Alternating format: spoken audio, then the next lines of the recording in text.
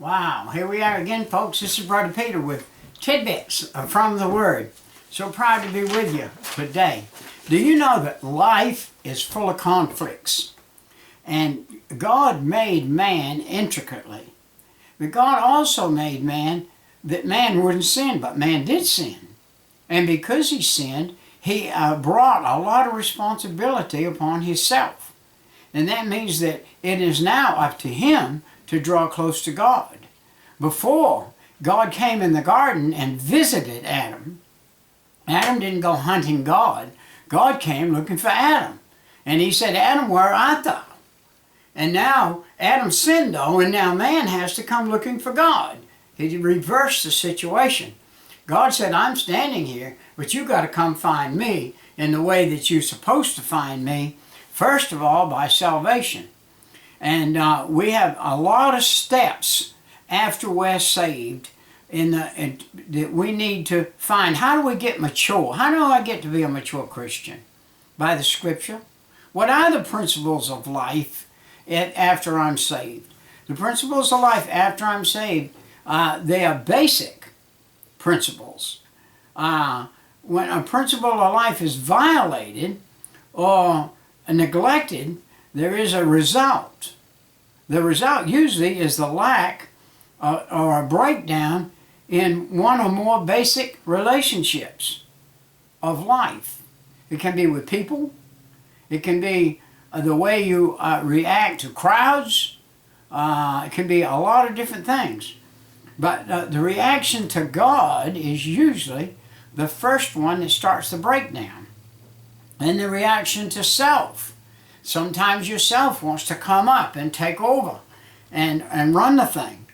Conflicts with family come then. When you're thinking of yourself, you say, man, I wanted to do so-and-so, but the family's doing this and I can't do what I want to do. And you make that be a conflict.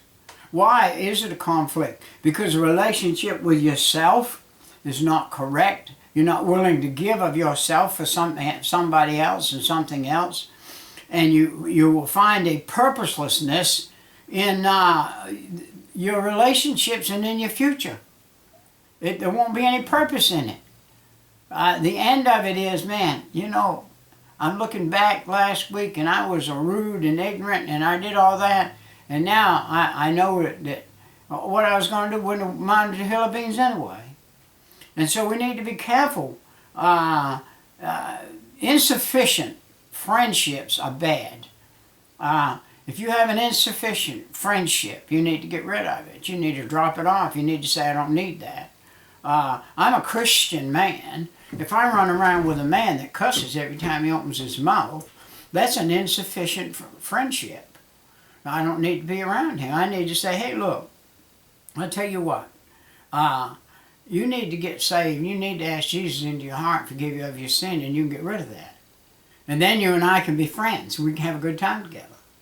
We can go hunting together. We can fish together. We can do all kinds of things. But with you talking like you talk, it hurts the God that's inside of me.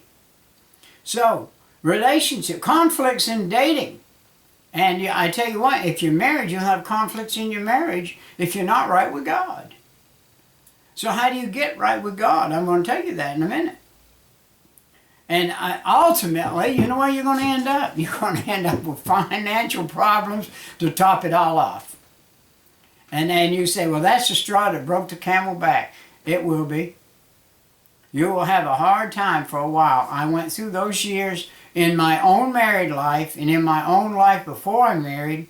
In my dating life, I went through all the problems I just listed I had in my life. God had to work them out in me. Hey, the words that we speak, you can't recall them. You remember the story of the boy that took that said a bunch of bad words, just like me. Last week I said a few words that I shouldn't have said, and out of turn. And I've been eating those words now for days, and I'll eat them maybe for life. You have to be careful how you say words, what those words are that you say. And so, words that I speak unto you, they are spirit and they are life. John 6:23. Now this is John speaking, Jesus speaking here in the sense of the word, and saying to you, they are life. My son, attend unto my words. Listen to Proverbs 4:20 and 22. My son, are you a son of God? Can Jesus say this to you? Can God say to you, my son, attend unto my words? That would be the scripture, the Bible. Incline thine ear unto my sayings. That's the words, the sayings in the Bible. For they are life unto those that find them, and health to all of their flesh. Wow. I'm 78, and I'm as healthy as they come. I believe because I'm in the Word. I believe because I follow God. I believe that's because I do what God would have me do, not what I want to do. If I do what I want to do, I'd probably self-destruct. Look at 2 Peter 1 and 3. According to his divine power, hath he given us all things that pertain unto life and godliness. With godliness, you can have all that pertain unto life. Through the knowledge of him that hath called us. How do you get his knowledge? You get his knowledge by reading his book. If you want to get his knowledge, read his book, and you'll get his knowledge. How does Christian life affect relationships? I can tell you how the alcohol life that I had before I was saved affected relationships. You're out with a bunch of guys and you're all drinking. Before the night's over, somebody's got a knife out wanting to stab his best friend because he done got inebriated with alcohol and he done got foolish. But that's not the way it works with God and his principles and his relationships. When the principles of life are violated, that's what happens, or neglected, and that's what happens when you're living for yourself, living in an alcohol bottle, living away from God, the end result, you're going to break down in everything. You're going to break down in relationships. You're going to break down in all basic things of life. And you can end up just being a straight-out salt and alcoholic and end up in rehab after a while. Your reaction to God when he calls you. I reacted November 5th, 1972 at 3 o'clock in the morning when he called me. I said, God, I'm a sinner. Come in my heart and forgive me of my sin. And he did, and I never took another drink or swore another cuss word. I rejected that old self and took on a new man. The conflicts I'd had with family were resolved. And that new man had a purposeful life when I was in a purposeless life. Wow. I had ineffective friendships. And when I got saved, I became with friends that were effective friendships. I had conflicts with just about everybody every day. People would say something to me and I'd say, hey, what's the problem with you anyway? You want to fight or something? You want to pop in the nose, huh? What's the matter? And I had all kinds of financial problems. The place that I drank, I had to charge my alcohol and my beer. At the end of the month, I owed him more money than I made. Wow. Let's look at Proverbs 10:17, see what this says. The ear that heareth reproof of life abideth among the wise. Proverbs 15:31. Now let's look at Proverbs 10:17. He is in the way of life that keepeth instruction. But he that refuseth reproof erreth. Proverbs 10:17. That was me originally. For the commandment is a lamp, and the law is light, and the reproof of instructions are the way of life. Proverbs 6:23. Get in the book of Proverbs and read it. You'll find that right after you get saved, you get into Proverbs and read it, and you'll find that you have something to go by. You know, there were, for me, some steps of correction that I took when I got saved. The breakdowns that I had in life relationships were put away. And the violations that I did daily to God and to people were the principles of life that I lived by there were wrong principles. The principles of life I came to live in Jesus Christ are the right principles. And it's clear. And He will give you logical steps when you are reconstructing, and you reconstruct your thinking. I didn't reconstruct my thinking, God did. He took that evil thinking from me and gave me good thinking. Look at what He said in Proverbs 1 and 23. Turn you at my reproofs. Behold, I will pour out my spirit unto you.